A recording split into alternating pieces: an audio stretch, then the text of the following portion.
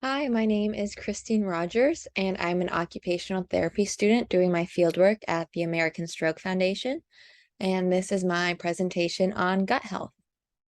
So what we will be talking about today is briefly a overview of the digestive system, and then we will discuss how your gut is correlated with your sleep and vice versa, and then again with your gut and how that's correlated with your stress and your mood and signs of a healthy gut. So, some signs you need to watch out for. And then, lastly, what you can do to increase your gut health. So, as a brief overview, your digestive tract is also called your gastrointestinal tract or GI tract, or also referred to as your gut, which I'll be referring to it as today. And essentially, your gut health is bacteria in your gut. So there are both good and bad bacteria in your gut, and both are needed. But the problem is when you have too much of one type of bacteria. So if you have too much bad bacteria, that's when things start to get a little rocky. And it's really important to talk about this topic because your gut correlates so much with how you feel, not just with your digestion, but with other parts of your mood, your sleep, and things like that, which we will get into. So, your digestive system is also called your enteric nervous system, also known as the second brain, because it uses the same neurons and neurotransmitters that are found in the central nervous system. So, although the gut isn't helping you write a love letter or solve problems, it is helping you communicate with your brain. And there are over 100 million cells in your gut. So an example of this is when you're super nervous about something and you're keep thinking about it, you keep getting more nervous, you get butterflies in your stomach. So that shows just an example of the brain and gut connection. So one way that your gut affects stuff besides your digestive system is sleep. There is considerable evidence showing that the gut aids in sleep regulation through the gut-brain connection. And a study done in 2020 found that there are 400 times more melatonin in the gut than in pineal glands, which are found in your brain. So the function of melatonin helps with sleep and your circadian rhythm. So it helps tell your body when to start resting, shutting down a little bit, relaxing, and it also helps you to get up in the morning and feel recharged. And also, melatonin promotes immune system defense and healthy gut bacteria. So it does a lot. So, with this knowledge, it kind of produces a cycle. So the gut produces melatonin, melatonin helps you sleep, and then sleep aids your gut health because when you're sleeping, you're letting your gut relax and do what it needs to do, which aids in making more melatonin and creating this nice, peaceful cycle. However, when you're sleep deprived, certain hormones that control hunger can go a bit haywire and increase your appetite. And then also, when you're tired, you're more likely to turn to unhealthy food choices for quick energy boosts, like processed carbs, sugar, and trans fat. And all of these foods can negatively impact your gut health and your overall health. So, not only are you not producing as much melatonin when you don't sleep, then you also are making not as wise decisions regarding what you're putting into your body for your gut health. So it really does have a damaging effect if you continue to stay in that negative cycle. So, no sleep, your hormones go off a little bit and it increases your cortisol, which is your stress hormone. And stress also can negatively affect digestion. When we're stressed, our brain activates our flight or fight response, and it prepares the body to protect itself against danger by conserving functions that aren't immediately needed for survival, which includes digestion. So then this means that the emptying of the stomach is delayed, which can lead to stomach ache, indigestion, heartburn, and nausea. And also, when you're stressed, it can even change the production of stomach acid through those nerve connections. And increased stress can cause something known as leaky gut, where food and toxins are able to pass through the intestine and into the bloodstream, where it is not supposed to go. And then this can lead to bloating, inflammation, stomach pain, food sensitivities, and changes to the gut environment. So if we're stressed, we don't want to stay in that prolonged state because it can also have a negative effect on gut health. And lastly, one last connection I wanted to share about the gut and your mood. So 90% of serotonin receptors are found in the gut, which is your happiness hormone. So like we talked about before, emotions, feelings of excitement or nervousness might get butterflies in your stomach, but the gut-brain connection works in both directions too. So GI problems can create anxiety and stress. So back to serotonin, it plays a key role in body functions such as bowel movements, mood, sleep, digestion, wound healing, and bone health. And as I said before, most people are familiar with serotonin and happiness. So serotonin levels are lower in depression, and a lot of modern antidepressant drugs act by increasing the amount of serotonin available to the brain. So you can see that connection there. More serotonin is better for your mood, and the gut, having a healthy gut will help you produce more melatonin. And another thing that I found interesting is when you're watching a commercial for an antidepressant, a lot of the side effects you hear about are gut related. So another way to show the correlation there. So when your serotonin levels are off, it can cause you not only to have upset stomach, but to have you not feel your best overall as well. And so I know I just said a lot of negative cycle things and a little scary. It might seem a little daunting. So many things can go wrong in your gut and you can negatively affect your gut. But later on in this presentation, I will share with you some things that you can do to counteract this and rebalance your gut environment. So some signs that you may need to work on rebalancing your gut environment as if you have upset stomachs a lot. So a lot of gas, bloating, constipation, diarrhea, and heartburn that can be caused by problems in the gut by disrupting its ability to process food well. And difficulties in processing certain types of food may be related to poor quality of bacteria in the gut. So if you're not able to eat eggs, it might be because of a lack of certain bacteria in your gut. If you have headaches, they can result from gastrointestinal issues, and these are often known as gastric headaches. If you have weight loss or gain without changes to diet or exercise habits, so an unhealthy gut may reduce your body's ability to take in nutrients or control sugar levels in the blood and store fat, and that can cause weight loss, or increased cortisol levels from lack of sleep and increased stress can upset your metabolism, and you end up storing more fat in your stomach area. And then weight gain can also be caused by an urge to overeat from being tired. Fatigue and poor sleep is common, as we talked about the melatonin being produced in the gut, and that a negative cycle of a bad gut environment, not being able to produce melatonin and therefore not getting as well of a night's sleep. And then lastly, if you have sugar cravings, so taking processed foods with high amount of sugar can decrease the amount of good bacteria in your gut, and the imbalance of microorganisms may increase sugar cravings, and sugar cravings can worsen gut health. So that's also a cycle to watch out for. And then lastly, skin irritation. So poor diet or food allergies may lead to inflammation of the gut and also may lead to leaky gut, as we talked about before. And some researchers have found that there is a possible relation to leaky gut and eczema. And also certain food intolerances due to unbalanced gut bacteria can lead to acne as well.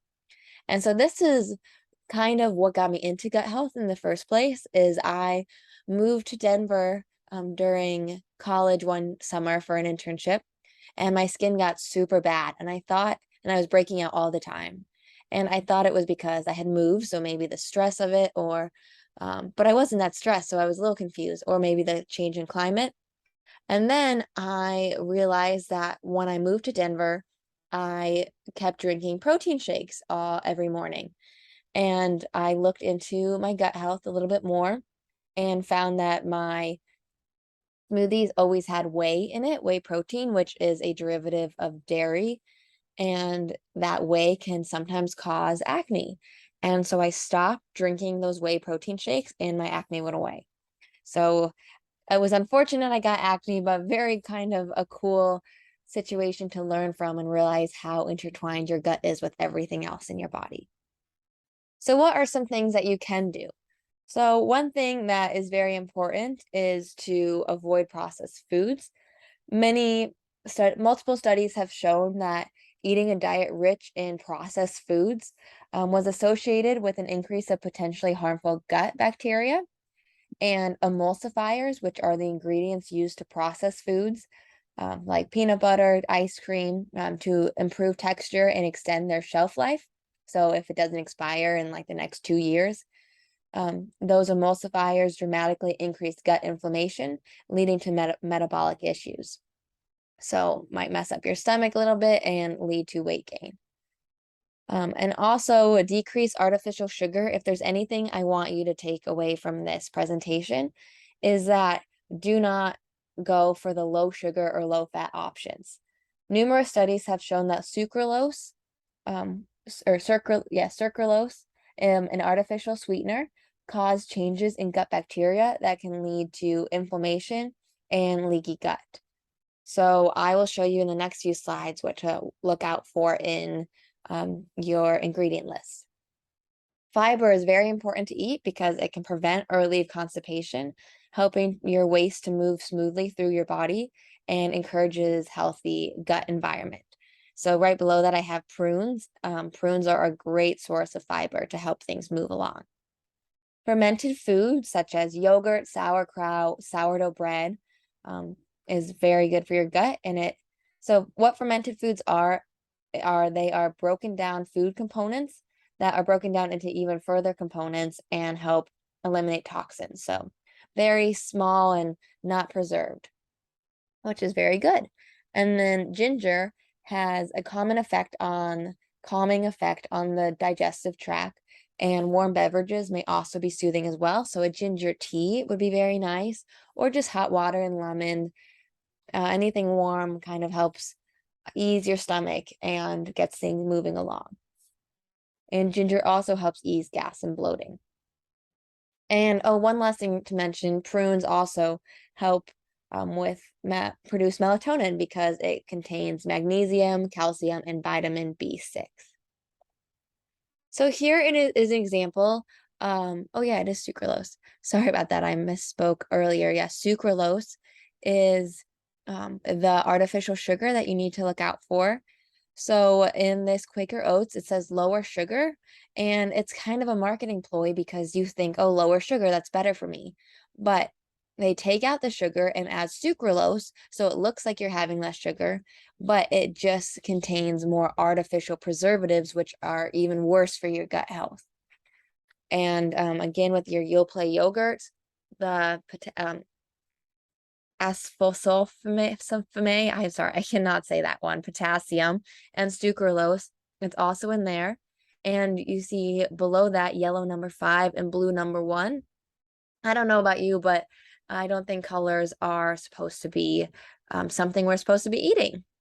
And another rule of thumb, if you can't pronounce it, there's a lot of ingredients that you can't pronounce, you probably should not be eating it. And it probably is not natural.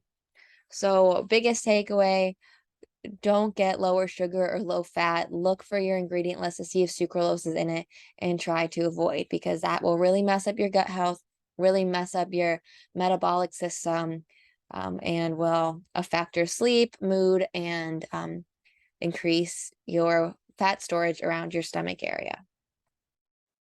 Some high fiber foods you should eat. Pears are good in fiber. Raspberries are really good. Lentils, broccoli, avocados, bananas, beets, and as I said before, prunes. So really anything on this list, maybe try and add a little bit more into your diet. So here are some swaps that you can do for healthier gut.